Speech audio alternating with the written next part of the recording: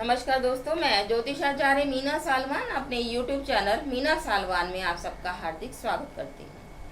शास्त्रों में जब नवग्रहों के बारे में बात करने की बारी आई तो नरपति नामक ग्रंथ में यह श्लोक दिया गया है कि चंद्रार्को सदा मार्गीय, राहु केतु सदा वक्री। मीन्स सूर्य और चंद्रमा हमेशा मार्गी होते हैं और राहु और केतु हमेशा वक्री होते हैं। बाकी 5 तारा ग्रह मीन्स मंगल, बुध, शुक्र, बृहस्पति और शनि यह कभी कभी मार्गी होते हैं और कभी कभी यह वक्री होते हैं, जिसे हम यूनिवर्सल एडवाइजर मानते हैं। जैसे गुरु, वो 20 जून 2021 को वक्री होने जा रहे हैं। आज का यह वीडियो हमारा इसी पर आधारित है। वक्री गुरु का हमारे देश, दुनिया और हमारे जीवन पर इसका क्या प्रभाव पड़ता है या क्या इफेक्ट पड़ता है, इसी के बारे में आज हम चर्चा करने वाले हैं। लेकिन चर्चा प्रारंभ करने से पहले आपसे अनुरोध करना चाहती हूँ कि अगर अभी तक आपने मेरे चैनल को लाइक, शेयर और सब्सक्राइब नहीं किया तो मेरे चैनल को सब्सक्राइब कीजिए। स्पेशल बेल आइकन को आप जरूर दबाएं ताकि मेरी आने वाली नोटिफिकेशन आप तक पहुँच सके। डिस्क्रिप्शन बॉक्स में जय श्री कृष्ण लिखना मत भूलिए। सर्वप्रथम, गुरु का वक्री होना कोई यूनिक घटना नहीं है। प्रत्येक वर्ष 4 से 5 महीने तक गुरु वक्री होते हैं। मीन्स 100 या 120 डेज के लिए गुरु हमेशा वक्री होते हैं। लेकिन गुरु कहाँ पर और किस राशि में वक्री हो रहे हैं, यह महत्वपूर्ण विषय है। गुरु 20 जून 2021 से 13 सितंबर 2021 तक कुंभ राशि में वक्री रहने वाले हैं और उसके बाद अति वक्री होकर वो 14 सितंबर से 18 अक्टूबर तक मकर राशि में वक्री रहने वाले हैं। तो नैसर्गिक शुभ ग्रह गुरु को शुभ ग्रह माना गया है। वो जब वक्री होते हैं तो उसका क्या रिजल्ट प्राप्त होता है, उसके लिए सारावली में यह श्लोक कहा गया है, यह सूत्र बताया गया है कि वक्रनास्तु महावीरः शुभ राज्य प्रदा ग्रह। मीन्स नैसर्गिक शुभ ग्रह गुरु जब वक्री होते हैं तो राजयोग जैसा शुभ फल प्रदान करते हैं। ऐसा क्यों होता है, अब वो भी हम समझ लेते हैं। जब भी कोई ग्रह वक्री होता है तो वो पृथ्वी के बहुत नज़दीक होता है, इस कारण से उसका चेष्टा बल बढ़ जाता है। इसलिए जो नैसर्गिक शुभ ग्रह होता है वो और अधिक प्रभावी हो जाता है।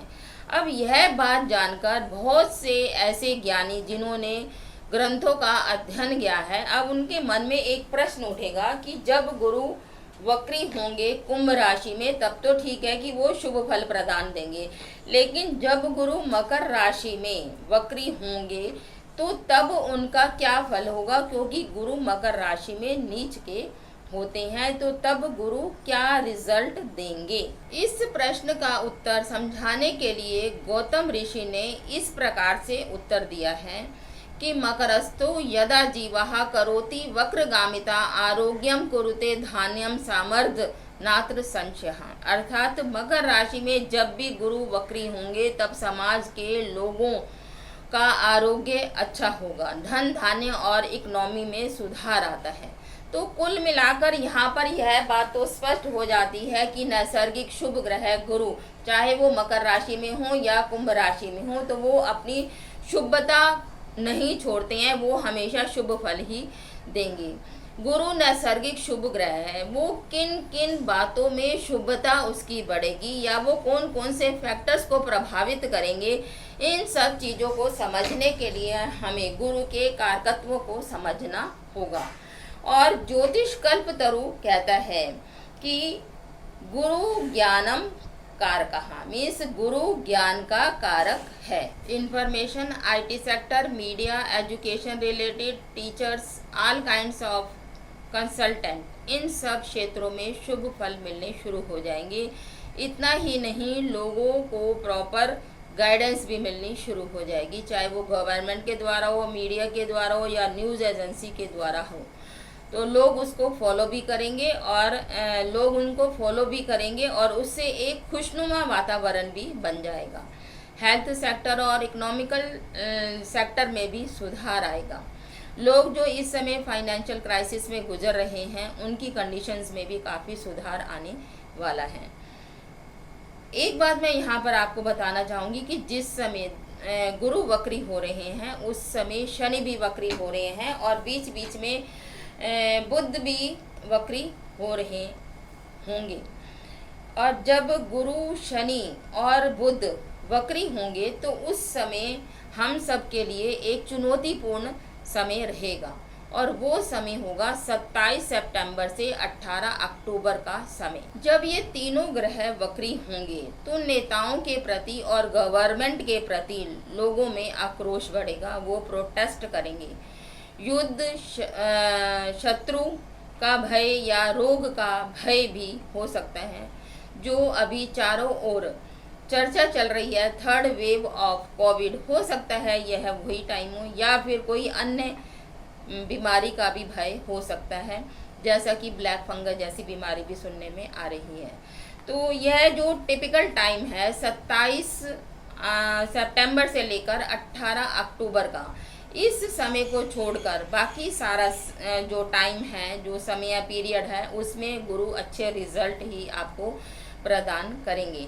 तो यहाँ पर चंद्र राशि के अनुसार गुरु का वक्री होना 12 राशियों के लिए कैसा फल प्रदान करेगा, यह मैं एक शॉर्ट वे में आपको थोड़ा सा बता देती हूँ यहाँ पर। लेकिन उससे पहले मैं आपको एक सिद्धांत बताना चाहती हूँ कि गुरु जब वक्री होगा तो शुभ फल देगा और शनि जब वक्री होगा तो अशुभ फल देगा, और जब दोनों ही वक्री होंगे तो तब ये क्या रिजल्ट देंगे, तो इसको आपको समझना होगा। तो इसके लिए हमें आपकी कुंडली में गुरु कहाँ पर बैठा हुआ है उसकी पोजीशन को देखना होगा और शनि कहाँ पर बैठा हुआ है उसकी पोजीशन को देखना होगा, उनकी डिग्रियों को देखना होगा, वो कौन सी राशि में बैठे हों, इन सब को देखकर ही एनालाइज किया जा सकता है। तो आपको इन सब को समझने के लिए आपको किसी अनुभवी ज्योतिष के पास ही जाना होगा, वही आपको इसके बारे में बता सकते हैं। लेकिन यहाँ पर मैं चंद्र राशि के अनुसार 12 राशियों का यहाँ पर थोड़ा सा मैं आपको बता देती हूँ। तो वायु तत्व राशि वाली जो राशियाँ हैं, जैसे मिथुन, तुला और कुंभ, उनको 100% रिजल्ट देगा गुरु का वक्री होना। और अर्थ एलिमेंट जैसी राशियाँ वृषभ, कन्या और मकर, यह एवरेज टू गुड रहेगा। फायर एलिमेंट वाली राशियाँ मेष, सिंह और धनु, ये गुड टू एवरेज रहेगा। और वाटर एलिमेंट वाली राशियाँ कर्क, वृश्चिक और मीन, एवरेज ही रहेगा। और अंत में गुरु एक नैसर्गिक शुभ ग्रह है। आपको आपकी कुंडली में गुरु कहाँ पर बैठा हुआ है और उस एरिया के आपको शुभ फल अवश्य प्राप्त होंगे, ऐसा मेरा आपसे वादा है। यह वक्री गुरु हम सबके जीवन में समृद्धि और खुशहाली लाए, ऐसा मेरी ईश्वर से प्रार्थना है। और यहीं पर ही मैं अपनी वाणी को विराम देती हूँ। अगले एपिसोड में आपसे फिर मुलाकात होगी, तब तक के लिए जय श्री कृष्ण।